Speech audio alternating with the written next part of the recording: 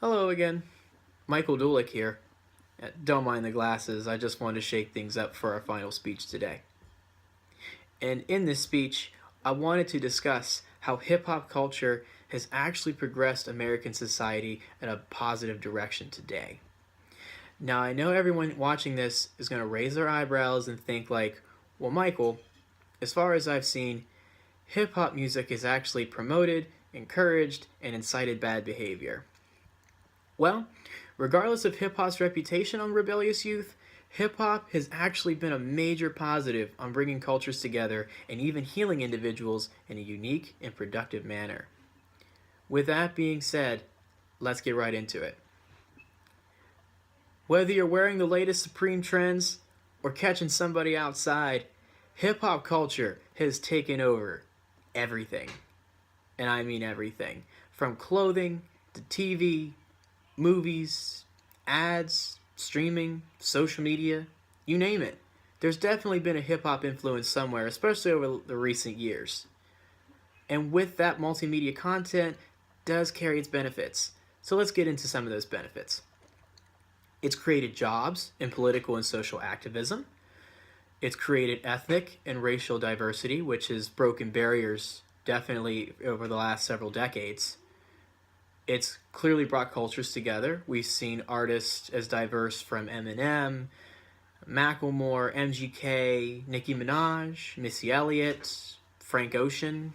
The list goes on and on and on. Now, despite promotions of immorality in rap, it doesn't speak for hip-hop as a whole. So even though you have certain artists like Future or Drake or even The Weeknd at times, you do have other artists on the other side of the spectrum like Jay-Z, Tupac, Biggie Smalls, etc. Now let's go into a little bit more detail how hip-hop actually brings communities together.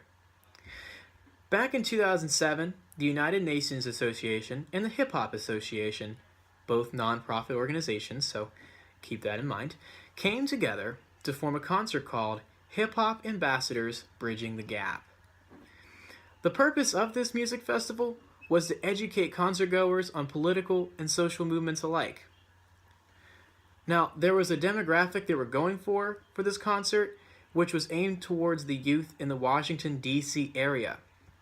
And the reason for this is simple. Around the time in 2007, the majority of hip-hop music, especially in 2007, was focused on catchier commercial hits as opposed to educating audiences. So, in the late 90s, where we were focused on the Tupacs and Biggie Smalls, or even today you have Kendrick Lamar or even J. Cole, we had the Soulja Boys, the Akons, Ushers, etc. Now, let's go into a little bit more detail how hip-hop actually affects individuals, more specifically the human brain. Cambridge University found that because of rap music's focus on financial gain, it actually gave listeners a much more positive outlook on life. Hearing a rapper's rags to riches story gave fans hope that they can be in a successful lifestyle, even if it doesn't have anything to do with music. Especially if it's coming from an artist like everyone else, like a Kendrick Lamar or a Notorious B.I.G., for example.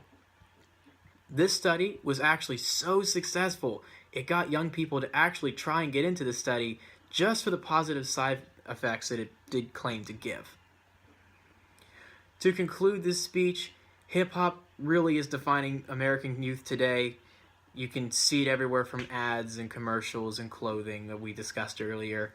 Now, at the status hip-hop has been given, it has made people feel cool and successful and actually trendy with just about everyone else. Despite any stereotype that hip-hop has been given, hip-hop really has moved society in a direction for the likes that we have never seen before, and believe me, everyone's buying in. That's all for today, and hope I see you guys in the next video. Catch you around.